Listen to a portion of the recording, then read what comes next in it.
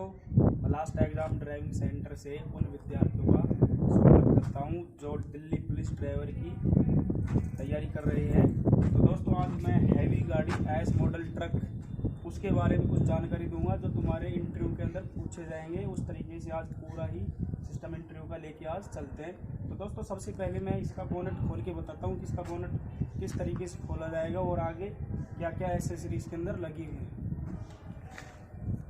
दोस्तों, यहाँ से इसके बोनट लॉक लगे हुए होते हैं। यहाँ से इन दोनों बोनट लॉकों को यहाँ से हटा करके इसको ऐसे ऊपर उठाते हुए इसको ऐसे यहाँ से ये जो तुम्हारे को दिख रहा है इसको बोलते हैं बोनट लॉक बोलते हैं या बोनट स्टैंड बोलते हैं इसको। ठीक है दोस्तों, तो ये यहाँ पे बोनट खुल चुका है और अंदर से जो भी एसेसरी वगैरह ये सब अपने सामने ओपन हो चुकी है। तो अपन एक एक चीज़ की बात करके चलते हैं जो तुम्हारे से वहाँ इंटरव्यू के अंदर पूछे जाएंगे।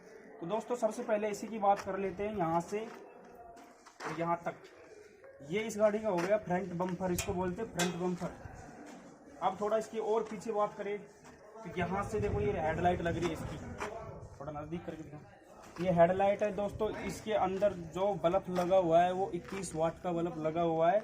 इसी के अंदर एक पार्किंग लाइट है, छोटी लाइट, जिसके अंदर 10 वाट या 12 वाट का बल्ब अंदर सेट होता है। ठीक है दोस्तों, तो यहाँ से क्लियर हो गया था अपनी हेडलाइट और बम्पर का।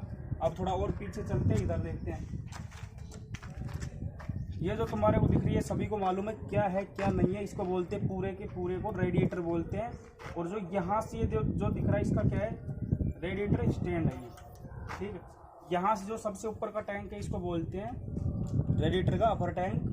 और जो यहाँ पे ढक्कन सा लगा हुआ है इसको बोलते हैं फिलर कैप या रेडिएटर कैप या अपर कैप। ठीक है दोस्तों, इसके अंदर दो वाल होते हैं। कौन कौन से होते हैं, PRV और VRV। अब दोनों की बात कर लेते हैं, दोनों वालों की। तो जैसे PRV वाल है उसका कार्य कैसे होगा, वो कैसे कार्य खुलेगा और कब किस तरीके से ओपन या बंद होगा। दोस्तों, जैसे ही पानी इंजन के अंदर जाएगा, इंजन के अंदर जाने के बाद में पानी गर्म होगा, तो पानी गर्म होने के बाद में क्या करेगा, वापसी ही रेडिएटर के अंदर आता है वो। जैसे ही उसके अंदर भाप बनती है तो उस भाप को रिलाइज करने के लिए ये प्रेशर रिलीज वाल है जो ओपन होकर उसको बाहर कर देता है। ठीक है दोस्तों, तो प्रेशर रिलीज वाल का काम इतना ही होता है। अब दूसरे वाल की बात कर लेते हैं, वैक्यूम रिलीज वाल। जैसे ही यहाँ पे एक बोतल लगी होती है जिसको बोलते हैं संरक्षण टैंक, जिसके अंदर कूलेंट भरा हुआ होता है। इसके अंदर लगी हुई नहीं लेकिन लगी होती है, सभी गाड़ियों में आजकल आने लग गई। तो उस जैसे ही वो बोतल यहाँ लगी हुई है उसका कनेक्शन डायरेक्ट देखो इधर से, देखो ये जो नली दिख रही है ना, ये यहाँ से, इसको अपन चाहें तो ओवरफ्लो लाइन भी बोल सकते हैं। अब देखो यहाँ से जो ये नली दिख रही है, ये जो इतनी सी आपके यहाँ तक, उसमें क्या सेट की है, जैसे मान लो ये अपना क्या है संरक्षण टैंक है, इसमें अपन इसको सेट कर दिए। तो यहाँ से क्या करेगा, इधर से ही जो प्रेशर रिलीज वाल है वो ओपन होकर जो भाप वगैरह होती है उसको बाहर रिलाइज कर देगा।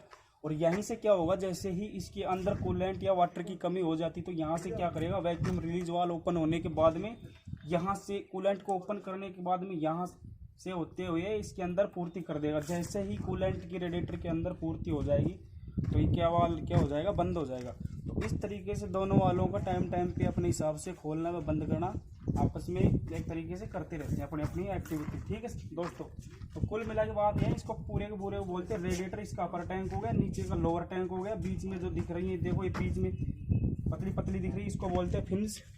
ये फिन्स हो गई। और ये बीच में लंबी धारी जैसी दिखाई दे रही है, इनको बोलते हैं ट्यूब। तो दोस्तों, बात कर लेते हैं फिन्स किसकी बनी होती है और ट्यूब किसकी बनी होती है, पूरा रेडिएटर किसका बना होता है। देखो, पूरा रेडिएटर बना होता है पीतल, तांबा और एल्यूमिनियम का। अब उसमें अलग अलग की बात करें, जैसे पीतल और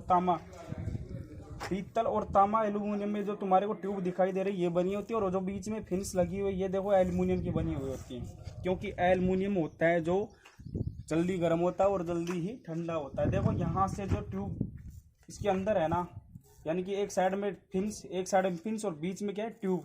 जैसे ही सामने की हवा आएगी और इनके टकराई फिन्स हो गए, तो जैसे ही फिन्स ठंडा होगी तो बीच में जो ट्यूब फंसी हुई, नली फंसी हुई है, ये भी ठंडा होगी। तो इसके अंदर से जो गर्म पानी चलता रहता है, सर्कुलेट होता रहता है, वो भी ठंडा होगा। तो इस तरीके से क्या होता है, जो सामने की हवा इन फिन्सों पे टकराएगी, फिन्सों पे टकराने के बाद में ट्यूब ठंडा होगी। ट्यूब ठंडा होने के बाद में जो इनके अंदर गर्म पानी चल रहा है वो ठंडा होगा।